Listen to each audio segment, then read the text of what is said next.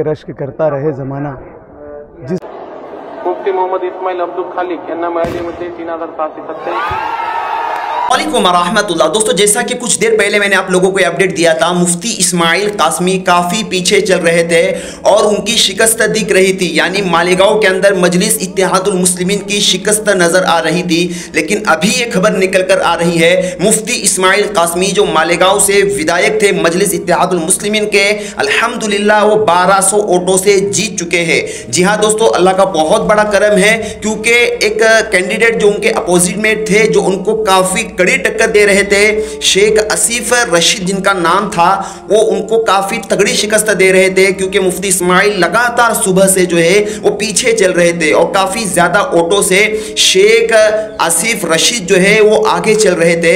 लेकिन अल्हम्दुलिल्लाह आप लोगों की दुआएं रंग लाई और फाइनली महाराष्ट्र के अंदर पहली जीत जो है मजलिस इत्तेहादुल मुस्लिमीन की अब मुफ्ती इस्माइल साहब कासमी के शक्ल में नजर आ चुकी है। और आपको बताऊं कि मुफ्ती इस्माइल कासमी दोबारा जो है विधायक बन चुके हैं। ये मजलिस इत्तेहादुल मुस्लिमीन के हिस्ट्री के अंदर पहली मर्तबा हुआ है, क्योंकि लगातार 2 मर्तबा अब तक कोई नहीं जीत पाया। ये लगातार दूसरी बार जो है मुफ्ती इस्माइल कासमी मजलिस इत्तेहादुल मुस्लिमीन की तरफ से जो है लीडर बने हैं, विधायक बने हैं। इंशाअल्लाह आप जो है मुसलमानों के मुद्दों को और बुलंदी के साथ जो है उठाएंगे। लेकिन यहाँ पर गौर करने की बात यह भी है कि मुफ्ती इस्माइल कासमी जो मजलिस इत्तेहादुल मुस्लिमीन की तरफ से लड़ रहे थे, सुबह से वो लगातार पीछे चल रहे थे। आखिर क्यों? क्या मुफ्ती इस्माइल साहब कासमी ने मालेगांव शहर अतराफ में अंदर हिंदुस्तान के अंदर कुछ अच्छा काम नहीं किया है, या यह है कि उनके काम के अंदर कुछ कमी रह गई है, जिसकी बुनियाद पर शेख आसिफ रशीद जो है लगातार जो है उनको टक्कर दे रहे थे और उनके बहुत ज्यादा आगे निकल भी चुके थे।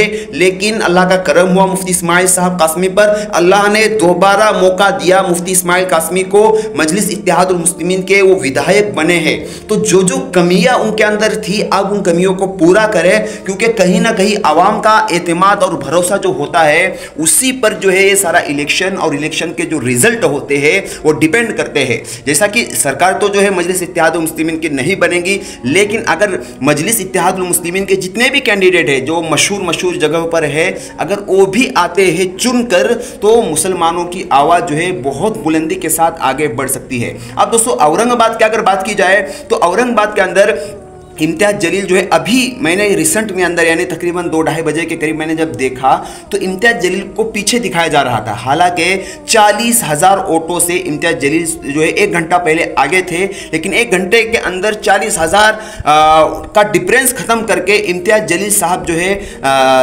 4-5 हज़ार जो है वोटों से पीछे दिखाई दे रहे थे, जैसा कि मैंने इलेक्शन कमीशन ऑफ इंडिया पर लाइव अपडेट देखा। फिलहाल मुफ्ती इस्माइल साहब कासमी की अपडेट आप लोगों को बता रहा हूं। इम्तियाज़ जलील साहब का फाइनल अभी आना बाकी है, फाइनल नतीजा रिजल्ट अब तक उनका नहीं आया है इम्तियाज़ जलील का जैसा ही अपडेट हमारे पास आएगा, कि उम्मीद तो है कि वो जीतने ही वाले हैं, लेकिन अगर कुछ उलटफेर होता है तो वो भी अपडेट मैं आपको इसी चैनल पर देने वाला हूँ। चैनल पर एक्टिव रहिए, कभी भी कोई अपडेट आ सकता है। फिलहाल मुफ्ती इस्माइल साहब कासमी के बारे में आप लोगों की क्या राय है? वो जीत चुके हैं, उनके कामों के अंदर कुछ कमियां बेशियां होंगी जो आप लोग जानते हैं, कमेंट के अंदर जरूर बताइए। इंशाल्लाह मुफ्ती साहब आप जो है आगे से और बेहतर काम करने की इंशाल्लाह कोशिश करेंगे। फिलहाल मजलिस इत्तेहादुल मुस्लिमीन का पहला कैंडिडेट जो है वो महाराष्ट्र के अंदर निकल कर आया है। बने रहे, कोई भी अपडेट आता है तो आप लोगों को सबसे पहले बताऊंगा। वारिस पठान के लिए दुआ करें, काफ़ी पीछे चल रहे हैं। और इसी तरीके से धुलिया मालेगांव से अभी तक कोई रिपोर्ट नहीं आई है, क्योंकि धुलिया के अंदर जो मजलिस इत्तेहादुल मुस्लिमीन की जो सीट थी धुलिया के अंदर, वो भी काफ़ी पीछे चल रही है। फिलहाल इतना ही, मिलता हूँ किसी दूसरी नई वीडियो में।